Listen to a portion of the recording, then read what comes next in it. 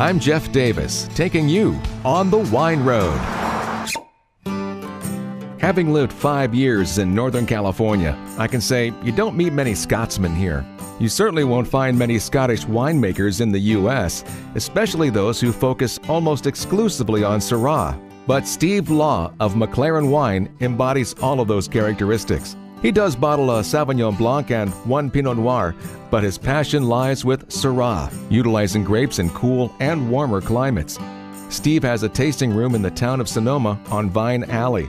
Last fall, he made Sonoma Magazine's list of the top 100 wines of Sonoma County, so that inspired me to meet up with him. It benefited Steve to spend 10 years in France, in which time he developed an appreciation for the French Rhone varieties. It's true, before I moved to France, I thought wine came out of a box, because as a student in Scotland, I couldn't really afford very much more than that, so...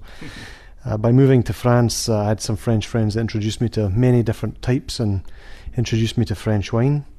I discovered I had a palate and a passion for it, and it was when I moved down to the Northern Rhone area, that's when I discovered the mistress that would take over me later on is Syrah. I discovered I really loved Syrah. For me, it's the quintessential food wine. It goes with everything. Yeah. You were working in electronics at that time?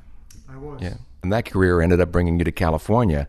And I was wondering if you had the wine industry in the back of your mind when you came here as a possibility, or was that a venture that came along a little bit later? I don't know if I had it in the back of my mind, but I certainly had wine bottles in the back of the shipment that I brought over from France. But no, I mean, I was very focused on electronics, on the career in electronics at that time. What I really wanted to do when I got over here, though, was discover the wine country in California. Napa, Sonoma, Russian River, Dry Creek, and so we spent many weekends going touring around with friends and stuff, trying to discover the different regions, and also down in the Bay Area, because that's where the job was based. So we went up into Santa Cruz Mountains and things like that at the time. It was a lot of fun. It was a chance encounter with Michael Talty of Talty Vineyards that set Steve on the path to winemaking. Actually, it was the funniest thing, because Michael, we went up to Dry Creek area for a weekend with friends many years ago, and we were on a Pinot hunt, and we finished our Pinot hunt at Papa Pietro Perry, and we asked the gentleman there, I think it was actually Bruce Perry that was there the day, it was many years ago, and we asked him, where could we go and find a good Zinfandel? We're on Dry Creek, and he sent us to Talty. And I think that was back in 2005, and we hadn't heard of Michael Talty before, so we went over, and went in, tasted his wines, and it was literally a knee trembler moment for me at that time. It was one of those wines that you just you taste and you go, wow. It just totally changed my perspective. It was a 2003 Felice Connolly from Napa Valley that Michael makes, and it was just a fantastic wine. Still is actually to this day, and that's how I originally met him. And it was a friendship that grew over many years, but that was the initial moment where it was actually just by luck stumbling in through his door. Did you make your first vintage, which was in 2007 there in Talty?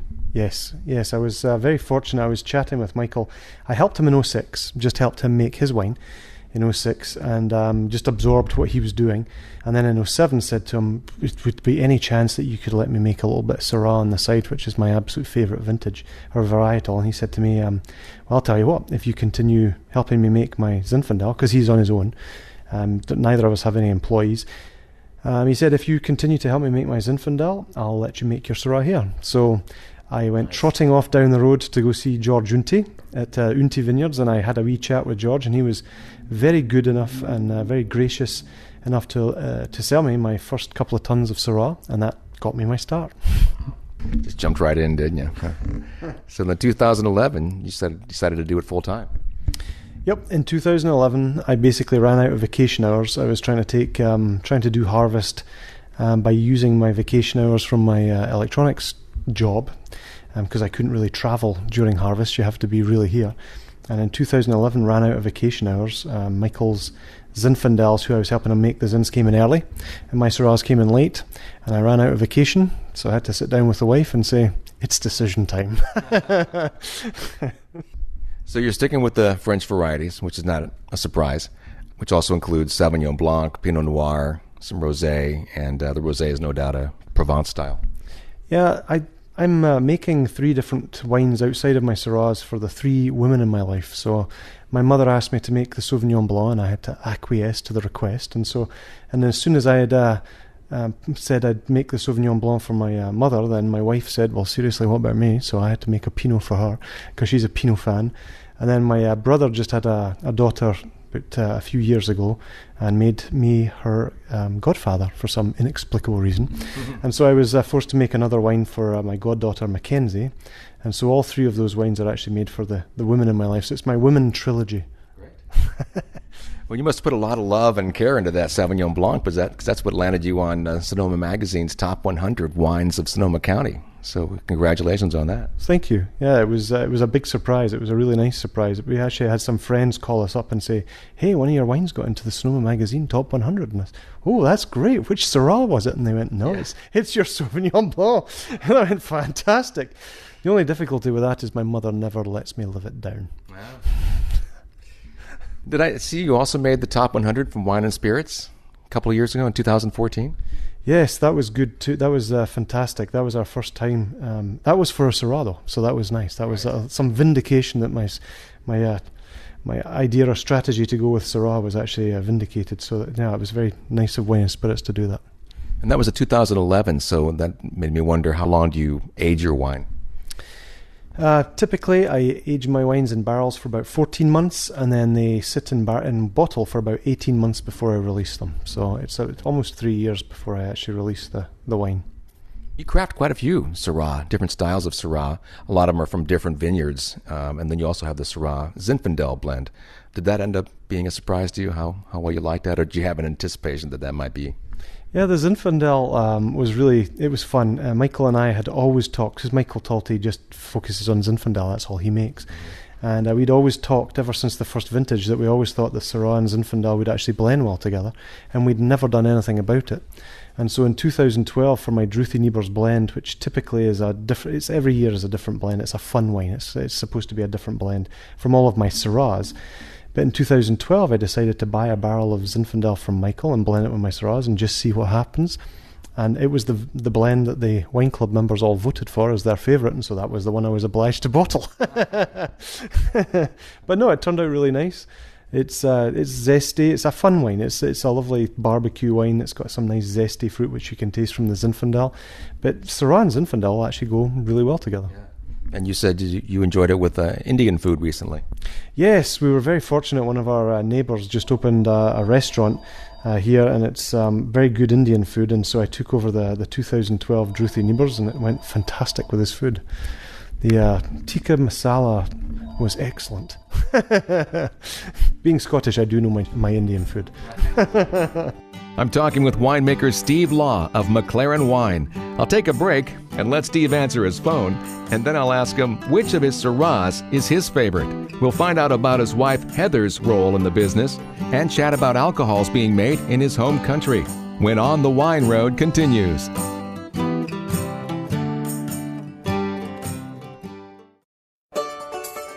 You're listening to On the Wine Road. I'm Jeff Davis. I'm in Sonoma talking with Scottish winemaker Steve Law of MacLaren Wine. Before the break, he told us about the Syrah Zinfandel blend, the favorite of his wine club, which led me to ask which Syrah does he prefer of all the ones he creates. And I received the expected answer. It's kind of like trying to decide which one of your children is your favorite. It's very difficult. I'm sure you've heard that one before. Yes, but I actually like the different Syrahs with different foods. I'm a foodie, so I really do like different things to eat, and so we're always playing at home with the different wines which go with the different foods. So I really honestly don't have a favourite specifically, but I do love specific wines with specific foods. Yeah. That's probably the deciding factor is, well, what are you eating? That becomes your favourite wine for that meal. Totally. I mean, I came at wine from a French perspective, and the French are always eating food with wine. I mean, wine is an integral part of the dinner, and that's really the education I really received when I was over there. So it's I'm very much into pairing wines with food. I love doing it, and I love going to restaurants where they're really good at it. Now, is your wife part of the business, or is she supporting you? Both. And she's supporting me. She's still a teacher, so she actually teaches in the area here.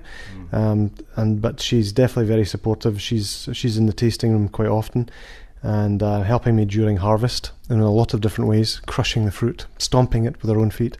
The old-fashioned way. Did you meet her here, or did she come over with you? Yep, no, I met her here. We actually met at a wine tasting event, of all things. Actually for Pinot, but we have a common friend who I used to work with in the electronics industry, and she introduced us together, and we had a lot of fun. Your tasting room is very comfortable. It's really nice here. It's a good space, and how's that going for you here? Do you like being in Sonoma? Yeah, it's fantastic. We live in Sonoma, so having a wee tasting room in Sonoma is just fantastic. It's part of the community, and we're crawling distance to the plaza, which is fantastic. So that's really good. We really like it here, and yeah, I mean it's a small tasting room, and it's really just my wife and myself in here. We don't actually have anybody else, so it's small, but yeah, we kind of like to introduce people in and welcome them like family almost. Yeah, I'm sure people. I think last time I was in here, I was talking to some other people that were in here. Yeah, that's what happens. Everybody sits on the benches here, and just that's what we wanted. That's why we called it a tasting lounge, just so that people could actually come in and relax and taste the wines, and it's a very low pressure type of scenario. Now, to change the subject a bit, I saw that Scotland is known for its caffeinated tonic wines. Did you know that's how Coca-Cola got its start? I did not. Yeah. Have you had that before? No. I thought we were famous for whiskey and beer. I didn't realize we were famous for something else. Yeah, apparently that's the new trend up there in Scotland and Northern England. There's many different trends. I think one of the things we noticed the last time we were over there's a huge new industry, craft industry into gin, distilling gin, which is amazing. We visited a few places in St Andrews, which is where my parents live, and there's a couple of wee distillers there that are actually specialising in kind of very crafty gins and stuff, which it's fun to see. Yeah. Speaking of St Andrews, I just noticed too today that there's a chef and wine writer in Scotland's Upper Largo region, not too far from St Andrews, who was growing Chardonnay. He's trying to make some wine up there, and apparently it wasn't too successful the first time around, but he's determined and is sure that it's going to be good wine. Yeah, no, I think he's playing the long play. I think that's fantastic. It's great that he's trying it. I actually had an agricultural person in here a few weekends ago, and he was actually from England, and he was saying that he'd been in a conference in Europe just recently, and they'd actually analysed the situation with the warming in the planet and stuff, and basically he came to the conclusion, or the agricultural people were coming to the conclusion, that the line at which you could grow fruit or wine for wine is actually moving 20 miles north per year. 20 a year. 20 miles north per year is what he told me. And so, yeah, I mean, this guy up in Scotland, he's in a few more years, he'll be fine. Yeah. Well, I know the French champagne houses are buying land now up in England. Yeah, I think they are. They're starting on the southern coast, so hopefully the gentleman up in Scotland, up in Largo, maybe he's just got a few more years to wait. Yeah, yeah. So what's next for you? I think I'm looking forward to this vintage. I think we're being very fortunate this year with a little bit more rain. Hopefully that'll continue. And then also I'm going to be looking at getting a production facility a wee bit closer to home. Oh, there you go. Still up in Dry Creek? Yes. I'm up in Dry Creek right now, working with Michael.